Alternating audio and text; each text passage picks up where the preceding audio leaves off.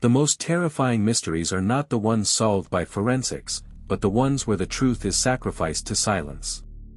On March 9, 2015, in Glenview 7, Harare, Itai Dzamara, a dedicated Zimbabwean journalist and pro-democracy activist, performed a mundane ritual.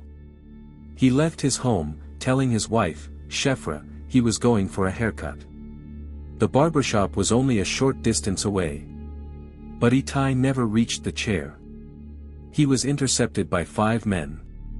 They were professionals, driving an unmarked white sedan. There were no sirens, no struggle screams, only the swift, terrifying efficiency of an operation planned weeks in advance. Sound design, siren cuts off abruptly. They didn't steal his wallet. They didn't demand a ransom. They only took Itai Dzamara himself. And in the 8 years since, the authorities have offered nothing but confusing, conflicting statements. Where do you hide a man who vanished in the middle of a bustling neighborhood? The answer might be the most chilling part of this unsolved case. To understand the disappearance, we must first understand the man. Every mystery has a story, but not every story has an answer. Every week, we uncover the chilling cases that have haunted investigators for years. Unsolved disappearances, cold cases, and the darkest secrets waiting to be discovered. Are you ready to uncover the truth? Join us, if you dare. The Unsolved Chronicle. Itai Dzamara was not a sudden convert to activism. He was a fierce voice in a landscape where free speech was often met with brute force. Born in Mutare, Itai was first and foremost a journalist. But he grew increasingly disillusioned by the political climate he was tasked with reporting on. By the early 2010s, he traded the detached perspective of the reporter for the urgency of the activist. He co-founded a civil society movement, but it was his highly publicized, one-man protest that put a permanent target on his back. In October 2014, Itai launched the Occupy Africa Unity Square campaign. He pitched a small tent in a park in the heart of Harare, near the parliament buildings. His demand was simple, yet revolutionary: the resignation of then-President Robert Mugabe, citing economic mismanagement and corruption. This was less a traditional political rally and more a statement of permanent dissent. He sat there, day after day, week after week. It was a visible, persistent, and intolerable challenge to power. The government's response was immediate and harsh. Itai was repeatedly beaten, intimidated, and arrested. On October 22, 2014, just weeks into his campaign, he was severely assaulted by police, an incident that served as a terrifying prelude to his eventual vanishing. He was detained, released, and detained again, each time hardening his resolve. Itai knew the risks. He spoke openly about receiving death threats. He was, to put it plainly, operating on borrowed time. The day of the disappearance began with tragic normalcy. Itai was living in the high-density suburb of Glenview 7, Harare, with his wife, Shefra, and their 2 children. He was planning his next move, still reeling from the violence of the previous months, yet refusing to back down. Around 10:30 a.m., he told Shefra he was leaving for a quick trip to the nearby barbershop. This mundane task became the last act of his free life. Witness statements, though difficult to verify in the ensuing chaos, provided a disturbing picture. As Itai walked, a white twin-cab Nissan hard-body sedan reportedly pulled up alongside him. This detail, a specific, common, yet intimidating vehicle, is one of the first puzzling details that suggests a coordinated, non-random attack. 5 individuals, described as well-dressed and exhibiting military-style discipline, emerged.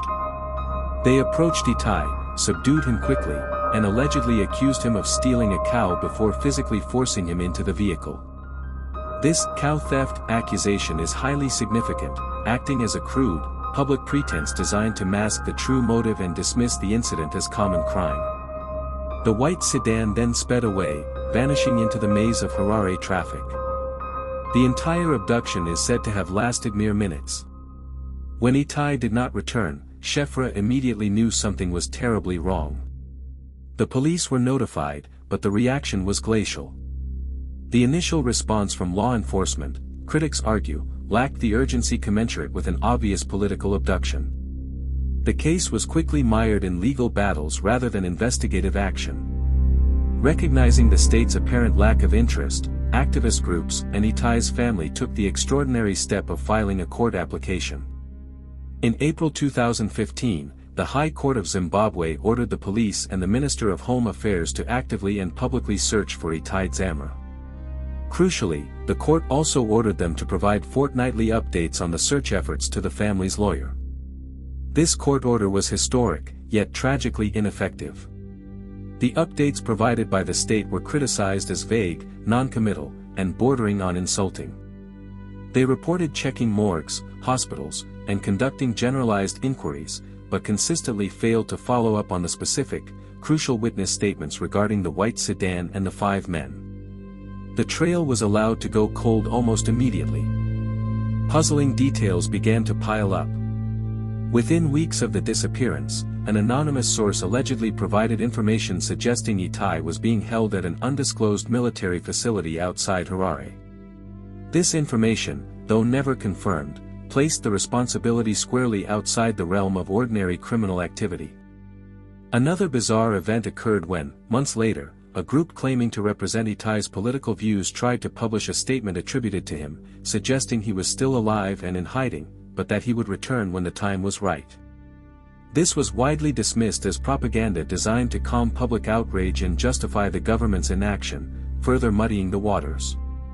The ultimate failure of the initial investigation wasn't a lack of clues, it was, according to many observers, a profound lack of will.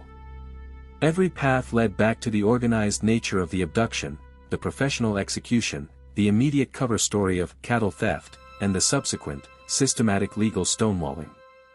These factors suggest that the key to Itai Dzamara's disappearance was not hidden in a dark alley, but shielded by powerful institutional layers. Theories and oddities. The Itai Dzamara case is unique because it is not a whodunit, but a how did they get away with it, and why has the truth been so effectively suppressed? Here we explore the 3 most prevalent and plausible theories that attempt to explain his fate. Theory 1, State apparatus involvement, the official story and why it fails. This is, by far, the dominant theory held by Itai's family, activists, and international human rights organizations. It posits that Itai's highly visible protest against the ruling party was deemed an existential threat, demanding removal by clandestine state security elements. The evidence supporting the theory. The methodology of the abduction screams professionalism. The use of an unmarked, officially controlled vehicle, the white twin cab, and the disciplined, uniformed demeanor of the 5 abductors are trademarks of state security operations designed for enforced disappearance. The rapid, calculated speed of the operation, coupled with the absurd cover story of stealing a cow, was designed to intimidate witnesses into silence and provide a false narrative for initial police reports. Furthermore, the immediate and sustained stonewalling by the state apparatus after the court order suggests institutional protection for the perpetrators. No ordinary criminal syndicate would have the power to systematically ignore a high court order for years. The authorities' consistent refusal to explore the witness testimony related to the specific vehicle type and the description of the men is perhaps the strongest circumstantial evidence of complicity. Why it fails. The official story, however, is that the state denies all involvement, portraying Itai Dzamara as simply another missing person or suggesting he fled the country due to debts or political disillusionment.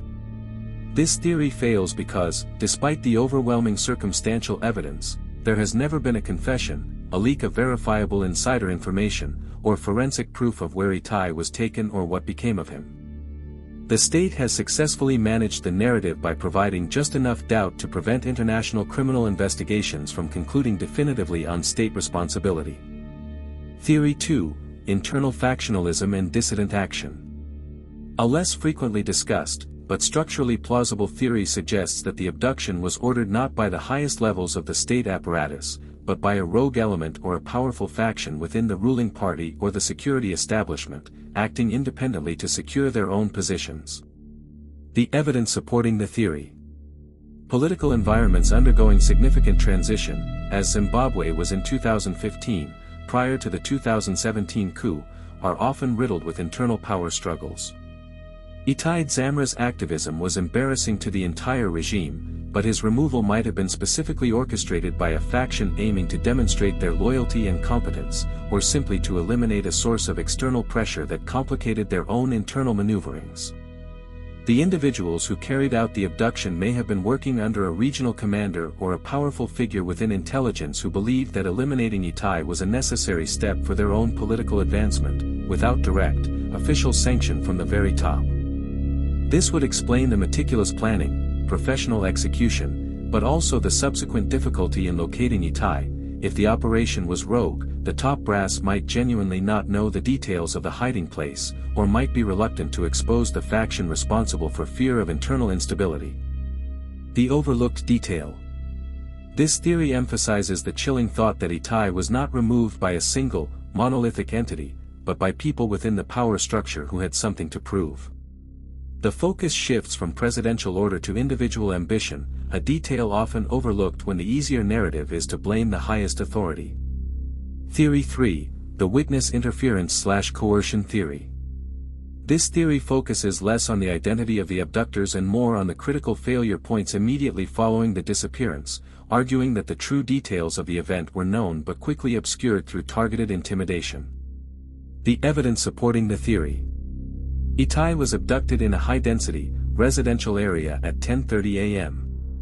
Multiple people must have seen the vehicle, the men, and the direction they took. Yet, aside from the initial vague statements, credible, detailed witness testimony evaporated almost instantly. This suggests an incredibly effective and rapid campaign of coercion was deployed. If the perpetrators were known security operatives, their mere presence in the neighborhood in the following days could silence dozens of potential witnesses. The cow theft story, while crude, serves a dual purpose. It provides a quick, disbelievable explanation for the general public, but more importantly, it offers a specific threat to witnesses. Anyone who claimed to see an activist being abducted, rather than a common thief, would implicitly be challenging the official state narrative and putting themselves in grave danger. The puzzling detail. One puzzling detail suggests that investigators may not have maximized efforts to find the starting and ending points of the vehicle's journey. If the abduction was so professional, the vehicle would likely have been switched out or taken off-road immediately after leaving Glen View 7. Had a comprehensive investigation been launched instantly, not weeks later, the path of the white sedan in the first hour might have yielded photographic or circumstantial evidence before witnesses were silenced. The stranger theory posits that Itai might have been held very close to the area initially, perhaps in a safe house or abandoned property, before being moved much later, indicating that the failure of the search was less about location and more about the initial 5-day gap during which information was suppressed. Case status plus call to action.